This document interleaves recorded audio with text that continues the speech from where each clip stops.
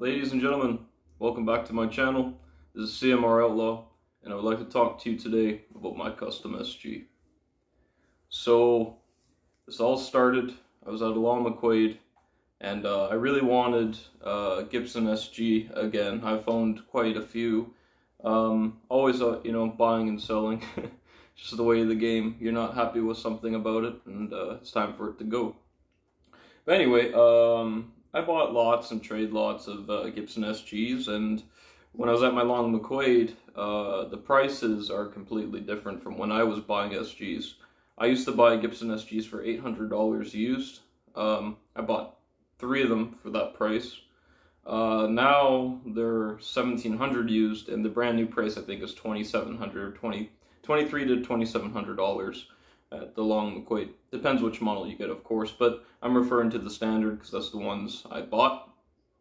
Although my favorite one that I bought was Angus Young's Signature, which I highly regret selling. Now those prices are out the roof. So, which leads me to buying this guitar. I love that Angus Young SG. It was my favorite with the vibrola bar, and yeah, I saw this Epiphone guitar, and something just clicked in my mind saying, you know, because I've customized my guitars before with the help of my uncle, shout out to my Uncle Vinny, and Solo Music, who wires it all up and sets it all up. I just thought, you know, I could do a complete rehaul on an Epiphone, because I've seen people do it before on YouTube, but most I've seen people do is just swap out the pickups, and for me, it's more than that, because when I play a Gibson compared to an Epiphone, it's the feel. When I play a Gibson, it vibrates a lot more. It's lighter, which I'll get to with this. and also it's just the sound overall. So I'm not saying stock Epiphones are bad. It's its own thing. If you like that, then that's good. But I just wanted to see if I could make a Gibson out of an Epiphone in a way. So here we have my custom Epiphone, which I have named it SnowBird, after the fighter jet, because it's fast, you know what I mean? It was originally white too, but we added the aged gloss to it, and it yellowed it. Yeah, I mean, I wanted that too. I wanted the Randy Rhoads color. Excuse me. So let's get into this.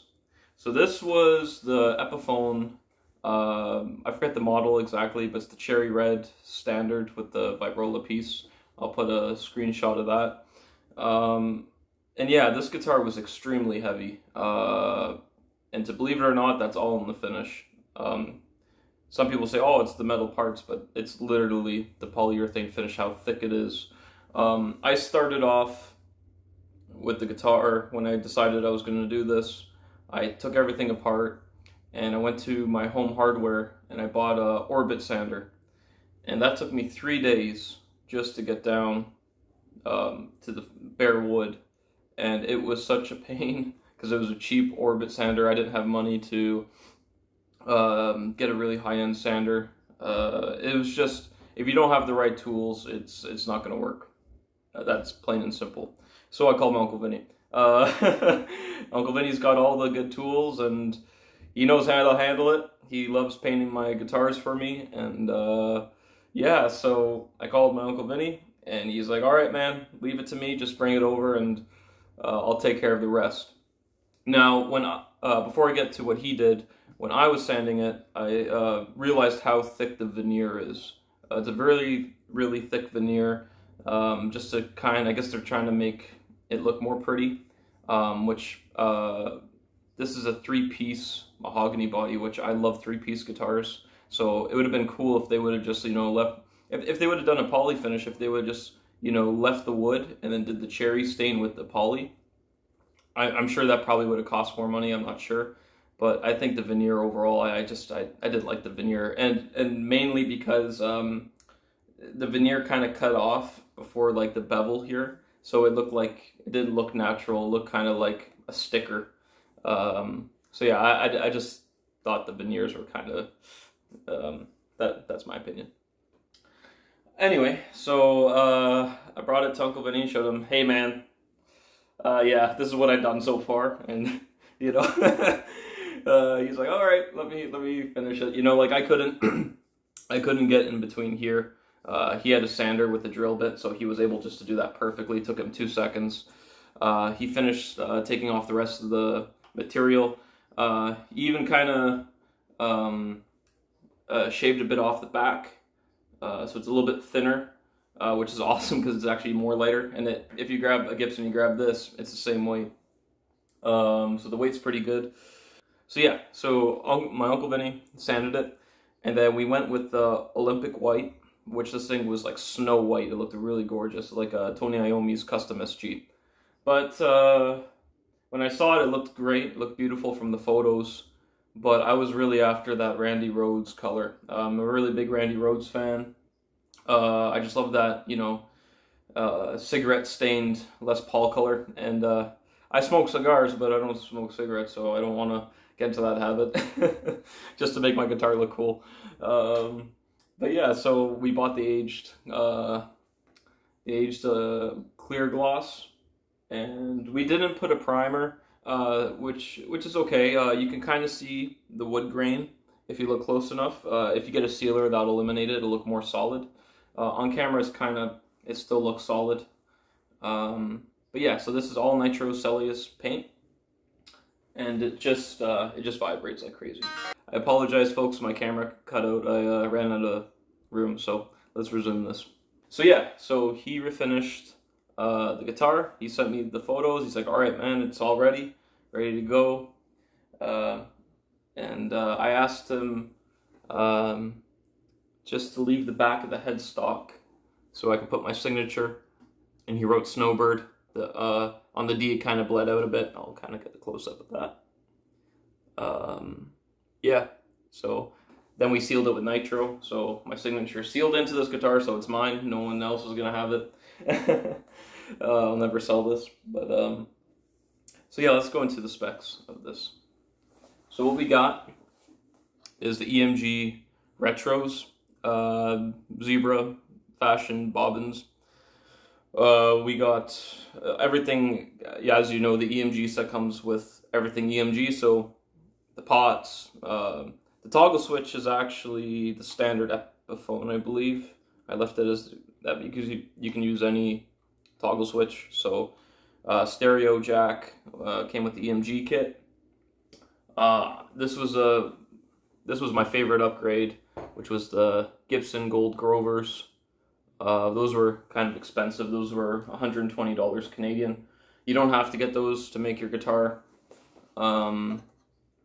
stay in tune better, I guess. That it's more money for the gold, but I thought if I'm going to go all out, I'm going to go all out on this because it's my #1 SG. I got brass, whatever these are called, strap buttons. And yeah, this is all nitrocellulose paint. So what I want to talk about too is it worth doing this? If you get the guitar used, okay, let's just say the price of a Gibson, I'll put it right here because I don't know, I forget how much it is. But if you get this guitar brand new, because I got this used, so I got some good savings on this guitar. But let's just say you buy everything new, right? This guitar is about 800 bucks new. The paint will run you, which I got at Solo Music. It's Oxford nitrocellulose paint. That'll run you $120. I think we used 5 cans of paint on this of color, and I think 2 or 3 cans of sealer, if I'm not mistaken. And it feels it's very, very thin paint. It's so you might say, holy crap, that's a lot of paint. If I would have used a sealer, it would have been a lot less. But because I didn't, the wood absorbed a lot of the paint.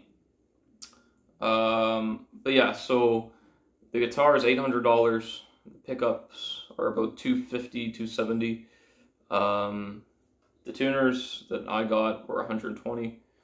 So you're looking at about 1,300 bucks. I would say 1,400 bucks. Now you can get a used Gibson SG probably for that. But that again comes down to how much you get this for. If you get this, you know, if you find a pawn shop and you find an SG for, you know, like 200-300 bucks, or you know, or now with today's inflation, 300 to 500 bucks, it's definitely worth it. Again, I got mine a lot cheaper than what it is new, so for me it was way worth it. I probably in total, with everything included, I probably paid around $800-900 for everything.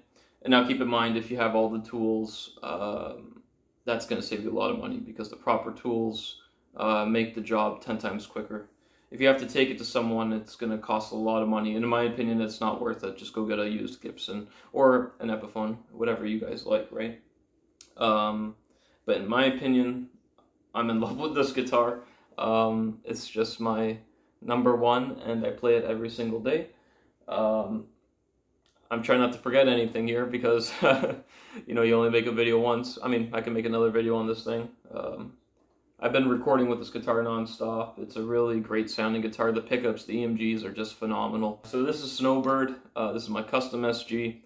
Thank you to my Uncle Vince for helping me paint this, and thank you to Solo Music for setting up this guitar. Fantastic job. It sounds and plays amazing. It's got 8s on it. On my Gibsons and Epiphones, I run 8s just because it's a shorter scale. And this is in half step down. So if you're listening to me playing this, this is half step down with 8s. And on my Fenders, I use 9s in standard tuning. So that's kind of the gauge I like to play with. But I love the neck profile on this guitar, and I love everything about this guitar. It's my favorite. It's my baby. I hope this inspires, you know, if you're at home and you got your Epiphone and you wanted a Gibson, or you want a Gibson, but you just want to spend the ridiculous money that they're asking. you could definitely convert it into a Gibson-like guitar. This is literally fantastic. It feels like a Gibson. Everything about it is just like it better than a lot of the SGs I've owned. Anyway, folks, hope you enjoyed this, and hope to see you all make some creations out of your beautiful Epiphones. Have a great day, guys. Cheers.